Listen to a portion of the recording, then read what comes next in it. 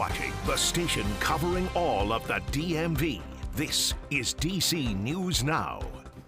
All right, good morning, DMV. Thanks for waking up with us here on DC News Now. I'm Tosin Fakila, in for Tanaya Wright. Happy Friday. Oh, sorry. Jinx. Right? You owe me $1. Right, I know. Something like that. Remember those games. All right, good morning. I'm Shanika Grimshaw. You know, you think you know someone and you think they're about to be done talking and it just doesn't happen. I also talk too much, so there's that. She doesn't talk too much. Well, that's her job, right? So. Yeah, touche.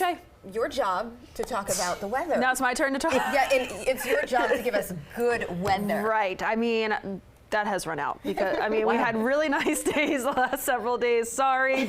Today we're back in the 50s. We're not seeing those mid to upper 60s like we had the last few days. Like we had that since Tuesday. Today we're starting off with temperatures into those 30s and 40s. Right now we're at 47 degrees, which isn't too bad to kickstart your Friday morning, the last day of February as well. It'll be breezy out there today. High temperatures will climb into those middle 50s for much of the area under a mix of sun and clouds. It won't be too bad out there to round out the week. It is much more seasonable for this time of the year with those highs into those 50s. So we'll take that. Now tomorrow, a touch warmer than a day today, but it will turn windy once a cold front clears the area, and then it's turning much colder for Sunday. More details on that coming up in just a few minutes. Shanika. All right, thank you, Jackie. Now let's check out the roadways. We're back in Washington County right now. This is 81 heading southbound. Look at how slow you are at this very early hour, top of the 6 o'clock hour, past Showalter Road. So we have this overturned tractor trailer that's right near Maryland 58. And you can see how slow it's looking for commuters. I'm going to zoom in so you can see what you're dealing with here. Again, 81 through Mogginsville. If you're heading toward 40, if you're heading toward 70, that is going to slow you down a whole lot, as you can see. But once you pass that, you are good to go. There are ways around that, so definitely take a detour. Now, this is out of Prince George's County, BW Parkway, right near 202. You're looking good to go. No problems there for the rest of your commute this morning. It is mostly green at DC 295. That is slowing down.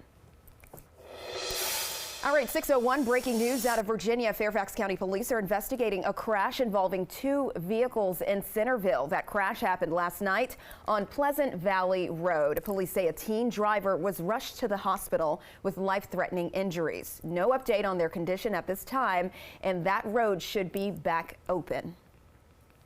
And staying in Virginia, a man is in custody after he allegedly stabbed someone on the University of Virginia campus in Charlottesville. Campus police say they responded to a report of a stabbing yesterday afternoon, and the school was put under a shelter in place.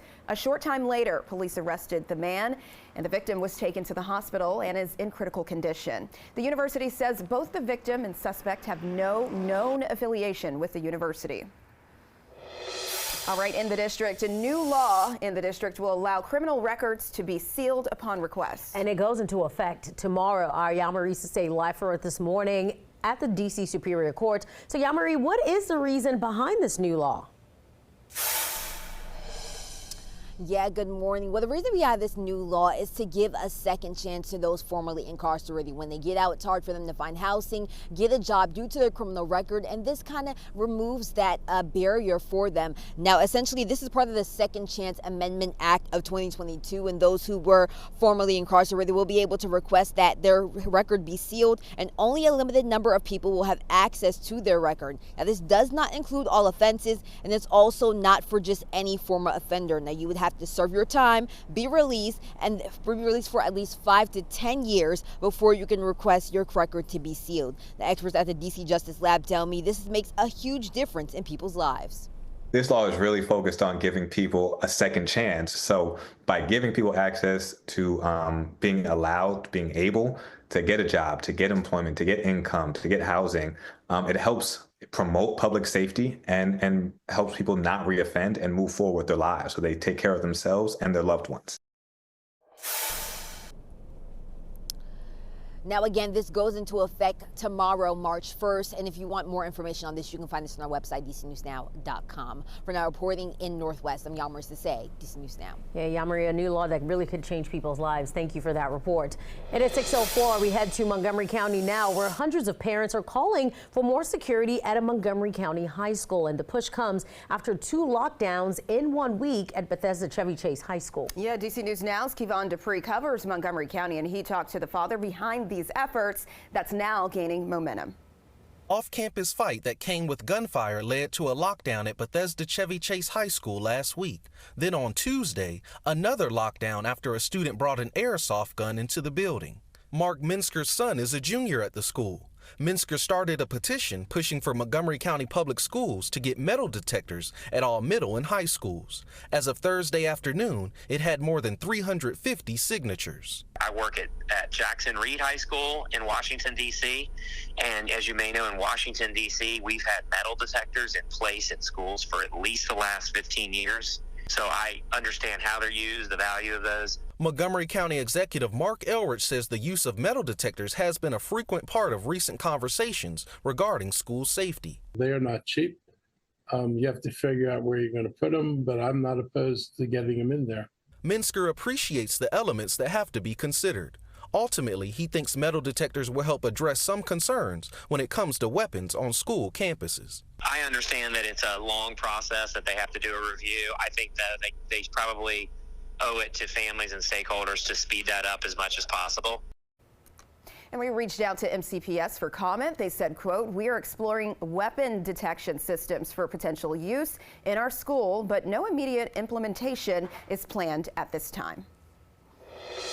All right, 6:06, new details. This morning, a federal judge in California says the Trump administration's mass firings of probationary employees are likely unlawful. The district judge ordered the Office of Personnel Management to inform some federal agencies it didn't have the authority to order their firings. The judge said in part, quote, "OPM does not have any authority whatsoever under any statute in the history of the universe." And this comes as new wave of mass job cuts targets the National Oceanic and Atmospheric Administration. The Associated Press reporting there will be 2 rounds of layoffs, 1 round cutting 500 workers, another 800 workers. Officials say that's more than 10% of employees, according to numbers from 2023. NOAA studies and predicts weather patterns, including major hurricanes, tornadoes, and other natural disasters. The employees for USAID briefly returned to their offices at the Ronald Reagan building to collect their belongings and leave. They were only given 15 minutes to collect their belongings and say their goodbyes. During the clean-out process yesterday, supporters cheered the workers on, thanking them for their services. The Trump administration aims to cut $60 billion in USAID worldwide, saying it doesn't advance U.S. interest. Meantime, exit process will continue over the next 2 days as more than 1,600 USAID workers lose their jobs in the cuts. They are being treated in a manner that nobody should treat their worst enemy, and they're being treated that way by their own government. Now, notices are also going out to terminate over 90% of USAID humanitarian aid contracts around the world. 6:07 is your time. Maryland Governor Wes Moore testified in Annapolis in support of the 2025 Budget Reconciliation and Financing Act, a budget plan to tackle the state's fiscal crisis. Officials say the budget would help grow Maryland's economy, provide relief to low-income families and middle-class families by cutting taxes. Moore says this budget is needed to help out those affected by the layoffs. Maryland is currently under a $3 billion deficit. In Virginia, Governor Glenn Youngkin signing an executive order directing state police to help with federal immigration enforcement. It comes as the Trump administration carries out the president's campaign promises of mass deportation and border security. Max Marcellus shares what this would mean for our communities and reactions to this change. ICE has made its presence in Northern Virginia known since President Trump took office in January. This video shared by the agency is from Chantilly. And while it did not make any arrests, these photos from Annandale show a time when it did. This operation resulted in 7 arrests, though only 1 person had a criminal record. The community is frustrated, disappointed, is afraid. Jorge Mendez, a Fredericksburg-based organizer, says he fears the deportation efforts are isolating the community, Christian Martinez with CASA has a similar fear. Someone is a victim of a crime, and they don't have any status.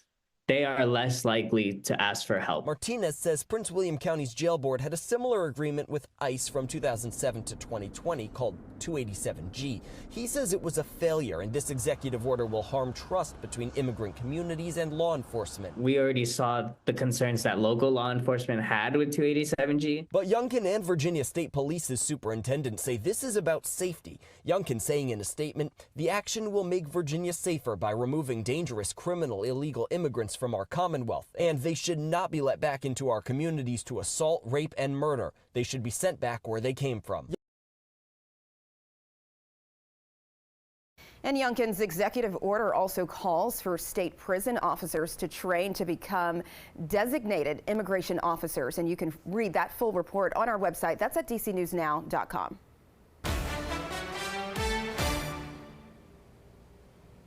All right, DC News Now is your local election headquarters. The race for Virginia's next governor, it's heating up. For months, it seemed Republican nominee would be Lieutenant Governor Winsome Earle-Sears, but it seems she has challengers now from that party. We're learning former Northern Virginia delegate Dave LaRock has officially filed paperwork to challenge her. Meanwhile, former state Senator Amanda Chase says she is filing paperwork today.